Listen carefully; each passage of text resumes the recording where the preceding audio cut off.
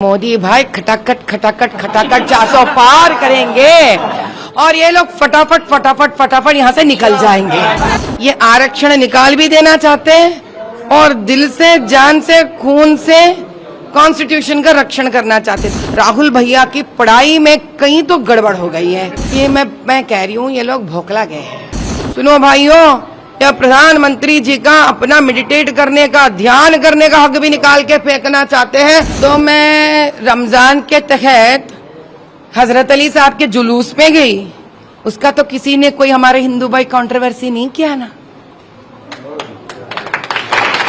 अगर जिन जिन गड़बड़ों के वजह से अगर इधर इधर होता है तो हम कोर्ट तक जाकर फिर से हल निकाल के रहेंगे, लेकिन इसी साल हैदराबाद हमारा होकर रहेगा। जाग गया भारत देश, जाग गया भारत देश, अब नहीं चलेगा ये सब यहाँ पर। बस हम कहना चाहते हैं कि हम बहुत भाग्यशाली है कि काशी के नगरी में हैं हम, और बाबा शंकर भगवान काशीनाथ का आशीर्वाद भी है हमारे लिए, क्योंकि जैसे हम आए तब से यहाँ के लोगों का प्यार और यहाँ के लोगों का स्नेह इतना है कि हम, ऐसा लग रहा है हम अपने मायके आए हैं, कोई दूसरे जगह है नहीं। इतना प्यार और इतना जोश, जिस प्रकार से सूरज का गर्मी ऊपर निकलते जा रही है, इतने ही इनके अंदर ऊर्जा प्रधानमंत्री के लिए बढ़ता जा रहा है। बस हम क्या कहें। आप लगातार जो है जनता से मुलाकात कर रही हैं काशी में, पिछले 2 दिनों से आप हैं। आपकी बार 400 पार पीएम का स्लोगन, और दूसरी तरफ 2 युवा नेता अखिलेश और राहुल खटाखट खटाखट खटाखट। भैया इनका कहने का मतलब है मोदी भाई खटाखट खटाखट खटाखट 400 पार करेंगे और ये लोग फटाफट फटाफट फटाफट यहाँ से निकल जाएंगे।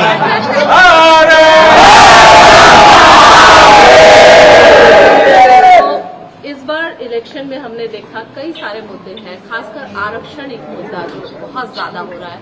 नड्डा जी ने कल भी साफ तौर पर कहा कि धर्म के आधार पर कोई आरक्षण हम नहीं देंगे। राहुल गांधी कहते हैं कि 50% कैप जो है आरक्षण से हम हटा देंगे। दिल से, जान से, खून से हम कॉन्स्टिट्यूशन की रक्षा करेंगे।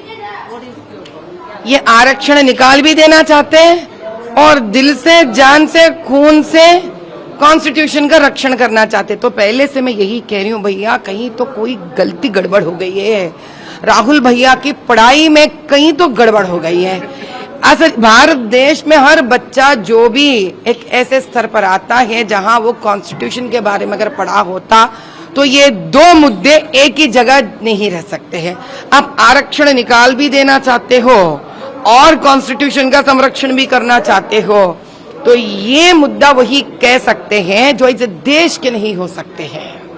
तो राहुल भैया को फिर से मैं कहती हूँ, आप 9वीं कक्षा 8वीं कक्षा में आ जाइए, फिर पूरा भारत देश में पढ़ाई करिए, कम से कम एक डिग्री तक तो छात्र बनिए, तब आपको क्लैरिटी रहेगा कि इस देश का आरक्षण उसी प्रकार से होना चाहिए जिस प्रकार से कॉन्स्टिट्यूशन हमसे कहती है। तब जाकर कॉन्स्टिट्यूशन को दिलो जान से आप संरक्षण कर रहे हो। तो कहीं ना पढ़ाई में बहुत गलती हो गई है उनसे, बेचारे वो क्या कर पाएंगे, उनका तो माता पिता की जिम्मेदारी होती है ये। तो दूसरी तरफ अखिलेश यादव कह रहे हैं कि 140 भी आप लोग सीट नहीं ला पाएंगे, क्रॉस ही नहीं कर पाएंगे।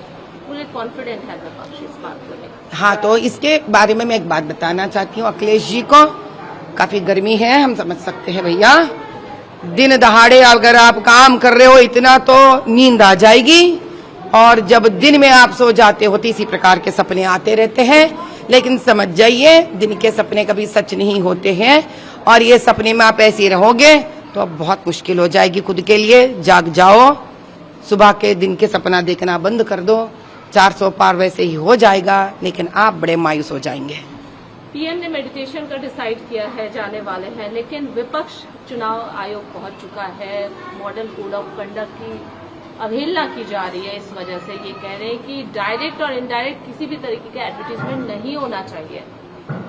अरे वाह, तो अभी ये लोग हमारे खाने पर, पीने पर, भगवान सांस लेने पर, भगवान का नाम लेने पर, ये कौन से बना रहे कॉन्स्टिट्यूशन। यहाँ फंडामेंटल राइट है भाई हमारा 21A के तहत, we have fundamental right to religious expression.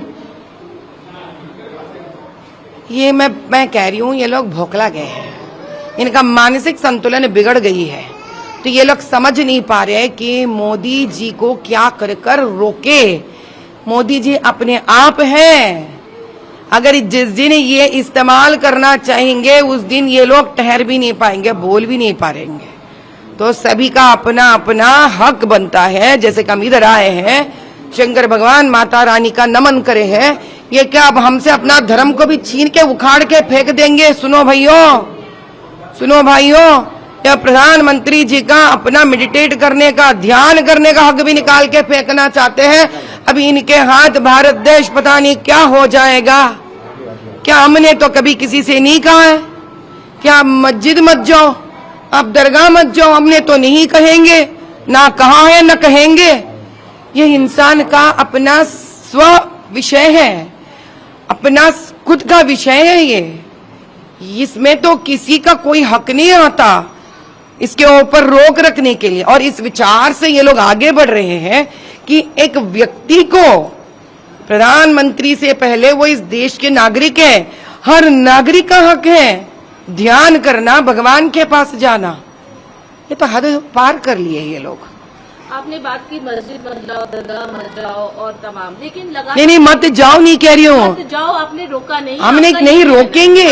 लेकिन सभी को जाना है, अपना अपना तीर्थ स्थल जाना है, अपना अपना प्रार्थना जगह जाना है, कामनाएं करना चाहिए लोगों के लिए, खुद के लिए अच्छी बात होती है। बिल्कुल यही बात है कि बीजेपी ने किसी को किसी भी धर्म के लिए, किसी अन्याय के लिए कहीं नहीं रोका है। लेकिन ओवैसी साहब कहते हैं कि आप लोग जानबूझ के, आप लोग मुस्लिम विरोधी हैं, लगातार यही कह रहे आ रहे हैं। सीए के लेकर जिस तरीके से कानून लेकर आए हैं, आप लोग मुस्लिम विरोधी है, ये क्लियर आप लोग पर आरोप लगा है। इस इलेक्शन में आप लोगों के पास कुछ नहीं रहा, पीएम के पास कुछ नहीं रहा, धर्म को मुद्दा बनाया गया, कैसे देखते? भैया पहले हम ये की कहेंगे असदुद्दीन से, आप इधर आकर या नेशनल लेवल पर आप जो मुद्दे उठा रहे हो ना, शायद यहाँ के लोगों को नहीं पता, तो हम इनको बता देते हैं कि सबका साथ सबका विकास नारा लगाने वाले प्रथम प्रधानमंत्री हमारे मोदी जी हैं। ट्रिपल तलाक हटाकर मुसलमान औरतों का संरक्षण करने वाले प्रथम प्रधानमंत्री हमारे मोदी भाई हैं। यूसीसी के तहत मुसलमान बहन को भी अपना हक महके में दिलाने वाले प्रथम प्रधानमंत्री हमारे मोदी भाई हैं। विदेशी मुसलमान जो खुद के इस्लाम देशों से निकलकर, वहां से फेंके हुए लोग निकलकर भारत देश में आकर हमारे मुसलमान भाई बहनों का रोटी छीनने वालों का बंद करने वाले हमारे प्रथम प्रधानमंत्री मोदी भाई हैं। और जो असदुद्दीन ये सारे बात करते रहते हैं ना, मैं कहती हूँ पहले उनके कॉन्स्टिट्यूएंसी जाइए, गली गली मोहल्ला मोहल्ला जाइए, आप खाना खा नहीं पाएंगे। आप वो देखने के बाद 40 साल उनसे राज कर रहे हैं वहां पर, ना कोई मुसलमान खुश है ना कोई हिंदू खुश है वहां पर। पहले भैया खुद का जगह साफ करना सीखो।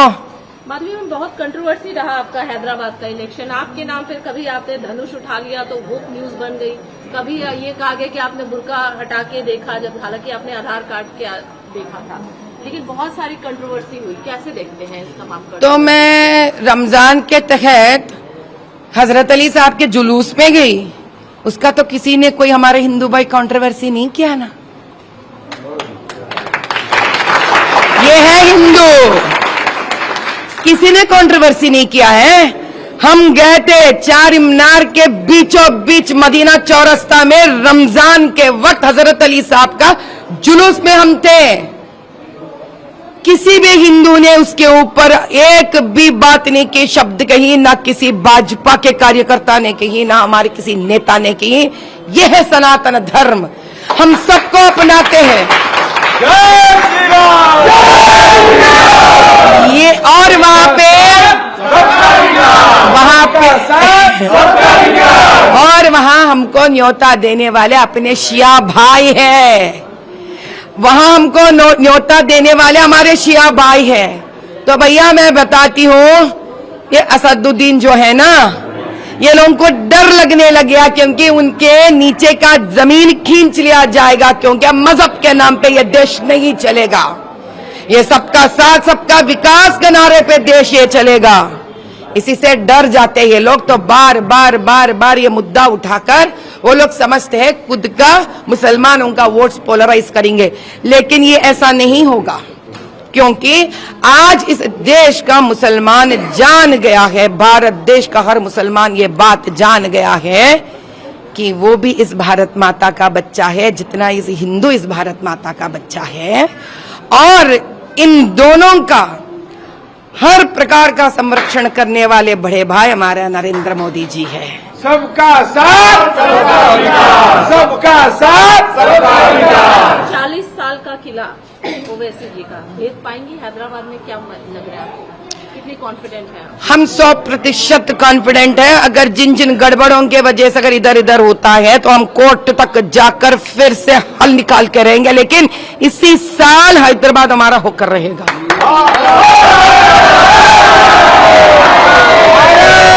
माता के माता के जाना है थोड़ा। एक मिनट भैया, पीओके को लेकर अमित शाह जी ने भी कहा कि पीओके हम वापस लेंगे अगर 400 पार होता है, तो आपको क्या लगता है, आपकी क्या कमेंट है? 2024 के सरदार वल्लभ भाई पटेल है हमारे अमित भाई। तब सरदार वल्लभ भाई पटेल ने आकर रजाकारों से हैदराबाद का विमुक्त करवा दिए, दक्कन का विमुक्त करवा कर भारत में विलीन कर दिए, और आज के सरदार वल्लभ भाई पटेल जी जो अमित भाई हैं, इसी प्रकार से पीओके को भी विमुक्त करेंगे और भारत देश में विलीन कर कर हमारे भारत माता का ताज लेकर आएंगे, मुकुट उनका लेके आएंगे। अंतिम सवाल, एक सवाल हमेशा विपक्ष की तरफ से उठता है कि राम मंदिर को आप लोगों ने इशू बनाया, राम को, प्रभु श्री राम को पॉलिटिकल गेन के लिए आप लोगों ने यूज किया। एज यू आर ऑल्सो, आप एक हिंदुत्व लीडर के रूप में जिस तरीके से आप उभर रहे हैं, आपका क्या कहना है इस पूरे मामले में? हिंदुत्व लीडर बोल रहे हैं आप, तो किसी न किसी मजहब में तो मुझे जन्म लेना पड़ेगा ना, तो कौन सा मजहब में लेने के बाद आप बोलोगे मजहब का नाम नहीं लोगे मेरे साथ, बताइए। आज क्या ये भी पाप हो गया हमारे लिए कि हम हिंदू जन्म लिए, बार बार हिंदुत्व हिंदुत्व हिंदुत्व बोलते हैं आप? तो अमीर के पास जाके बोलिए आप अमीर है, अमीर है, अमीर है, अमीर है, तो गरीब के पास भी जाके बोलिए आप गरीब है, गरीब है, गरीब है, गरीब है। कम से कम बच्चा जो बेचारा गरीब दलदल में है पूरा भारत देश और विश्व जानेगा। अरे यार, ये तो गाली का जैसा हो गया हिंदू बनना। क्या हिंदू हिंदू हिंदू हिंदुत्व? आप पूछिए हमसे, हमारे नाम से, माधवी जी आप क्या समझते हैं इसके बारे में? हम तो किसी मुसलमान के पास जाके नहीं कहते आप मुसलमान है, मुसलमान है, मुसलमान है, मुसलमान है। ये क्या मजहब का नाम लेकर इंसान का आप इतना तौहीन कहते हैं ना, आप नीचे गिरा रहे इंसान को। भाई हम आपसे एक ही बात कहते हैं, जिस दिन ये लोग बाबरी मस्जिद का मुद्दा उठाए, जिस दिन ये लोग ज्ञान वापी का मुद्दा उठे, तो ये लोग पॉलिटिक्स नहीं बना रहे थे उस मुद्दे से। कौन तोड़ा है इन मंदिरों को? कोई अपना मुसलमान तो नहीं तोड़ा। इस भारत देश में जन्मा मुसलमान तो नहीं तोड़ा, क्योंकि कभी भी भारत देश में जन्मा मुसलमान नहीं करेगा ये काम। ये क्या उस विदेशियों ने, मुगलों ने, आप उनका साथ देते हो? क्या है असद का दर्द, तकलीफ मुझे समझ में नहीं आता। खुद के मुसलमानों को, खुद के कौम के लोग यहाँ बढ़ नहीं रहे हैं, पढ़ाई नहीं हो रही है, नौकरियां नहीं है इन लोगों को, लड़के यहाँ दल दल में हैं, इनके बारे में सोचना नहीं होता आपको? बार बार आप रोहिंग्यों के बारे में बात करते हो, पाकिस्तान से टेररिस्ट के बारे में बात करते हो, मुगलों के बारे में बात करते हो। जाग गया भारत देश, जाग गया भारत देश। अब